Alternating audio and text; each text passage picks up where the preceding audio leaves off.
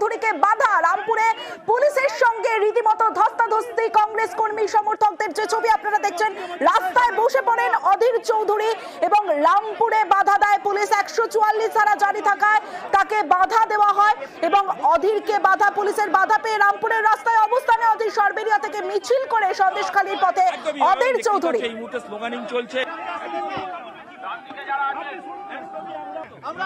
আমরা এখানে কোনো মারামারি, এখানে কোনো বোম পিস্তল নিয়ে আমরা এখানে আসিনি। আমরা এখানে যেটা বলতেছি তাহলে এই যে সন্দেশখালীর এই ঘটনা কেন ঘটছে, সন্দেশখালীর এই ঘটনা কেন ঘটলো, তার জন্য জবাব দিতে হবে বাংলার মুখ্যমন্ত্রীকে। কি এমন হয়েছে সন্দেশখালীতে যে বাইরের মানুষের জন্য সন্দেশখালী অবরুদ্ধ? সন্দেশখালী কি নিষিদ্ধ এলাকা? সেটা বাংলার মুখ্যমন্ত্রী আপনি ঘোষণা করছেন না কেন? এখানকার পঞ্চায়েত সমিতি, জেলা পরিষদ, সরকার, এমএলএ, এমপি সব আপনারা জানতেন না যে সন্দেশখালীতে এই ঘটনা হয়? অন্যদিকে আকুঞ্জি পাড়ায় সেখানে অধীর চৌধুরীর বিরুদ্ধে গো ব্যাক স্লোগান গ্রামবাসীদের।